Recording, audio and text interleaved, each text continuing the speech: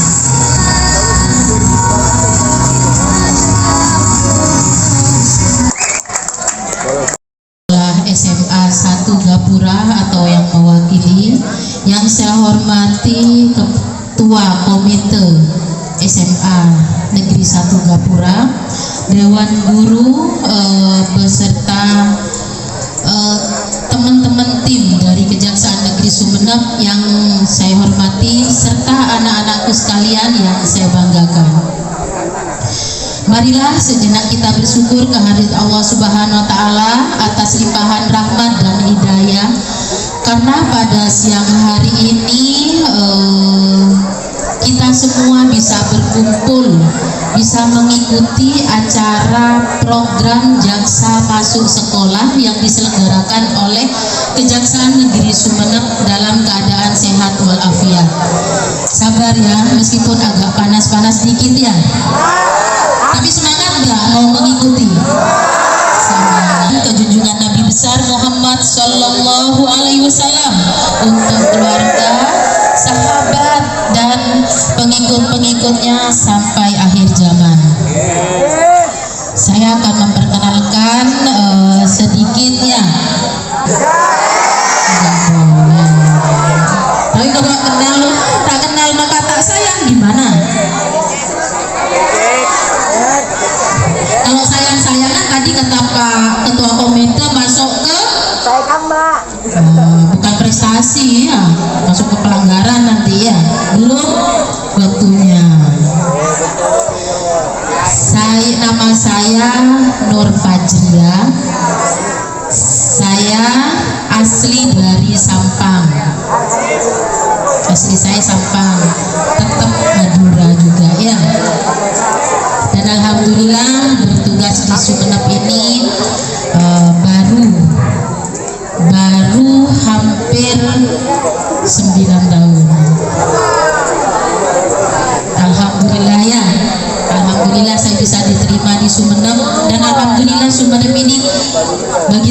sangat menyenangkan. Apa? Sini Mbak. Alasannya apa? Mau? Sama yang nggak mau satu. Ayo sini.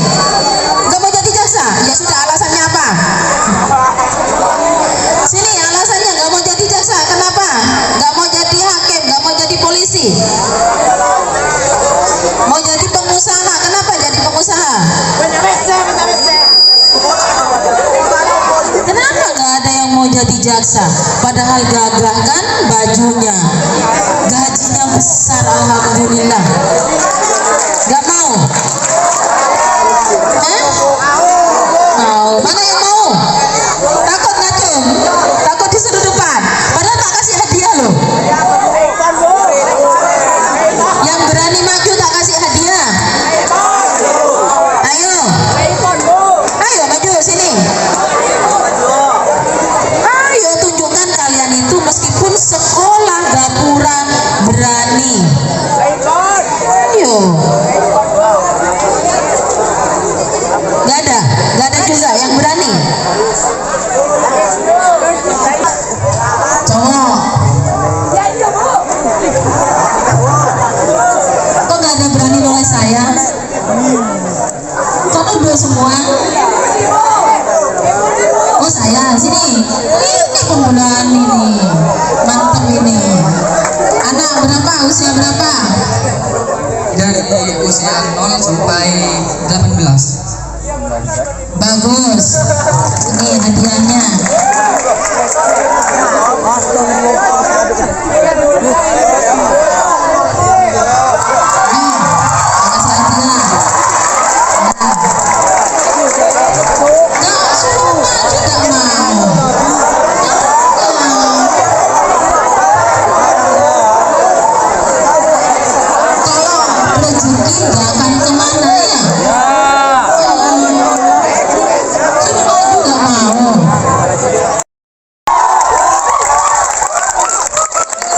Muhammad Irfan Lebarin 35 nom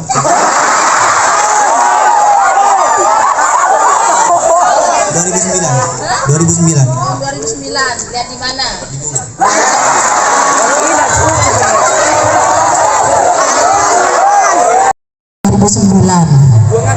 Ada yang tahu nggak apa itu narkotika? Hah? Sabu-sabu, tadi ada yang bilang sabu-sabu. Siapa yang bilang sabu-sabu? Hah? Berarti udah pernah?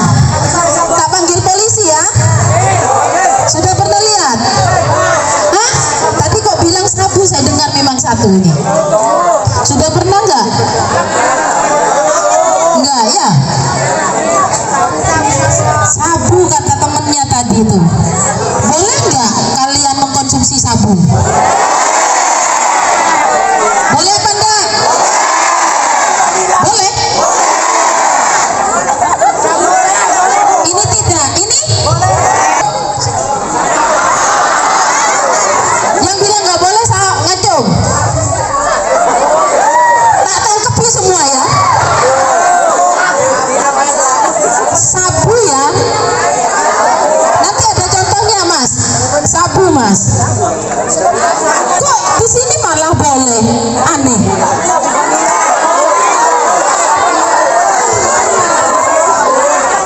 Saya bilang mengkonsumsi sabu. Tuh. Kok boleh di sini? Kalau saya tanya, boleh nggak makan sabu? Boleh. Sarapan bubur boleh. Kan kayak gitu. Jadi sabu itu dilarang ya. Karena mengandung metamfetamina. Materi.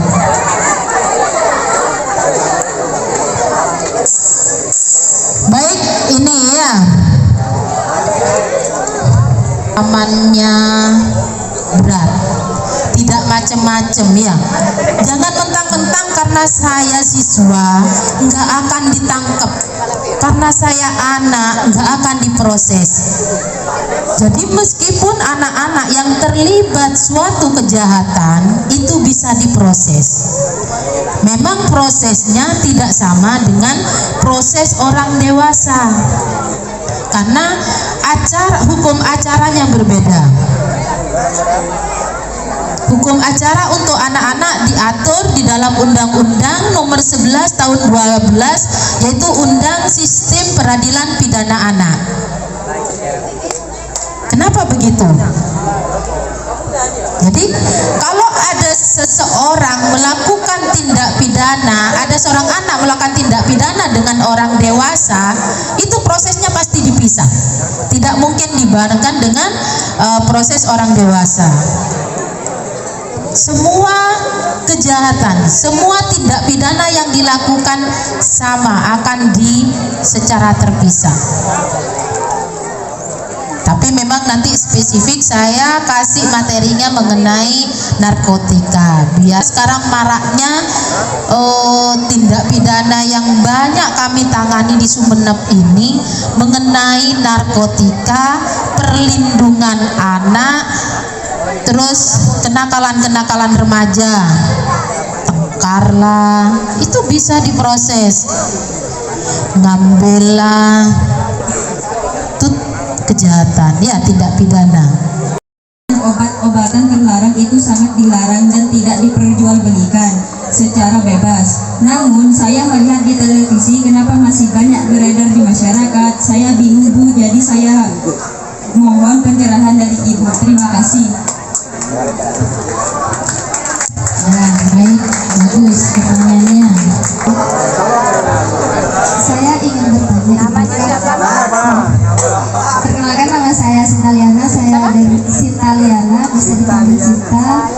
Saya dari kelas 12. Izin bertanya Ibu, kan ada narkoba itu yang ada dosisnya obat medis ya Ibu. Nah, semisal di sekolah kita ada tes urin. Nah, dan tes urin itu positif Ibu. Apakah itu disebut penyalahguna atau bagaimana Ibu? Terima kasih.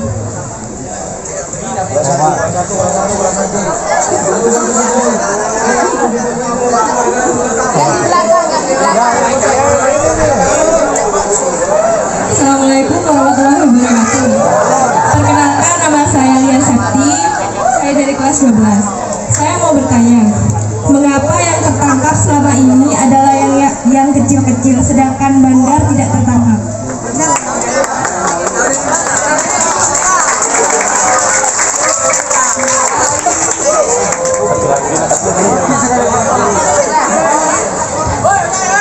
Assalamualaikum warahmatullahi wabarakatuh. Perkenalkan, nama saya Rodian Mudida.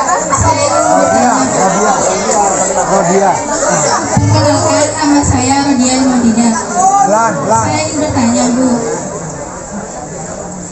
Misalkan ada narapidana yang ketahuan mengedarkan atau menyalurkan narkotika, lalu dikenai sanksi, itu sanksinya apa? Dan ada dalam pasal berapa?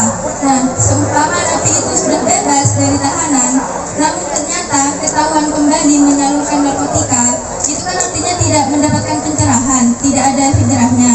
Apakah akan dikenai pasal yang sama? Apakah atau apa ada pasal lainnya? Terima kasih.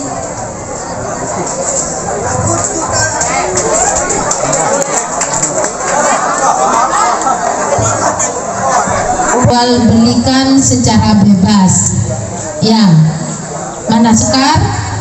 Ya betul. Kenapa narkotika diperjualbelikan secara bebas? Seperti itu ya. Narkotika itu tidak ada diperjualbelikan secara bebas ya, adik-adikku ya. Jadi narkotika itu transaksinya sembunyi-sembunyi, tidak ada secara bebas. Namun ada trik-trik jadi penyidik itu untuk bisa menangkap para pengguna, pengedar, pengkonsumsi, itu penyidik. Jadi untuk narkoba ini tidak ada diperjualbelikan secara bebas baik di pasaran atau di apotek atau di toko atau di home industri, tidak ada diperjualbelikan. Itu jual belinya sembunyi-sembunyi. Makanya kadang ada yang menggunakan pakai HP transaksinya.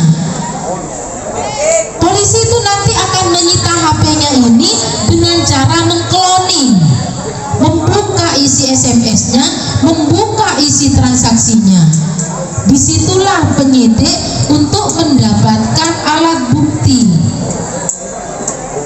Ya, Sekar? Ya. Ya, narkoba adalah sebagai obat. Dan apabila di sekolah ada dilakukan tes urin, ternyata ada yang positif. Apakah bisa dikatakan sebagai penyalahguna atau korban? Seperti itu ya, Mbak? Iya. Jadi memang narkoba itu disampaikan tadi hanya bisa digunakan oleh oleh lembaga untuk pengembangan ilmu dan memang sebagai obat atau tadi itu yang di layar ya. Boleh, tapi dengan resep dokter.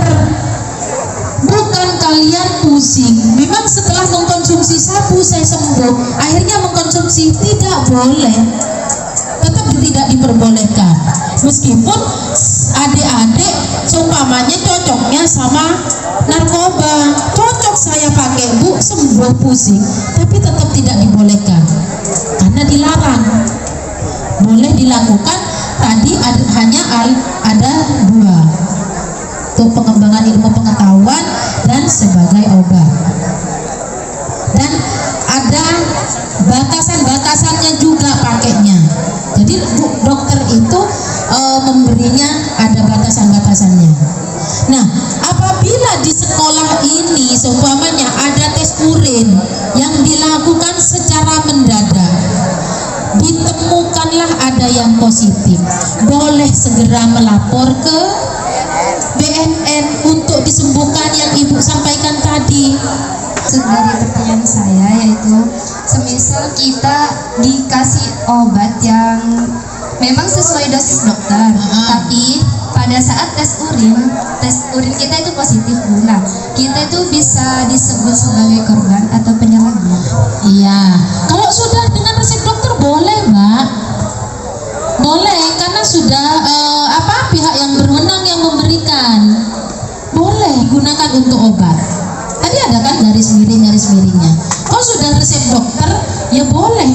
Nggak apa-apa, memang kan sudah diobati berarti sama dokternya. Jadi dokternya sudah paham. Ditunjukkan resep dokternya. Seperti itu. Ini saya ingin bertanya Ibu, bagaimana perbedaan hukuman antara pengedar dan pemakai narkoba? Terima kasih.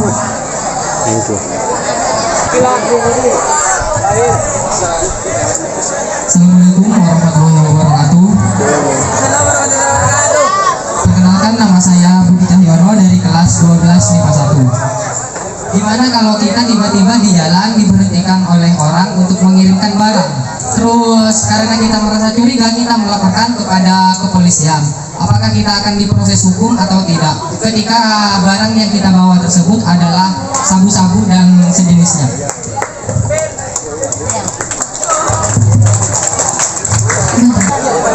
Baik, saya jawab yang pakai Instagram boleh. Ini nanti sama Mas Gilang yang ganteng ya.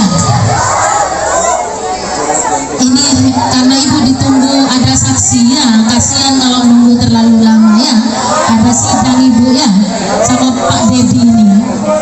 Jadi Nur Safira, bagaimana perbedaan hukuman antara pengedar dan pengguna? Jelas ada. Tadi Ibu sampaikan, pengedar ancamannya berapa? Bisa enggak? Ingat enggak tadi? Pengedar, bagi pengedar pasal 114 5 ke atas, maksimal seumur hidup atau hukuman mati. Itu untuk pengedar. Tapi kalau pengguna ancamannya berapa? Kenapa? Ketika golongan 1 itu terdiri dari opium mentah, tanaman koka, daun koka, kokain mentah, heroin, metamfetamina, dan tanaman ganja. Jadi metamfetamina itu termasuk apa tadi? Sabu. Makanya dikatakan golongan 1. Narkotika golongan 2, apa itu? bromida, dan morfina. Itu golongan 2. Golongan 3 seperti apa? Etil, morfina, kodeina, polkadina, dan propira. Tapi untuk di Sumeneb ini masih jarang ya. Untuk golongan 2 dan golongan 3 ini masih jarang.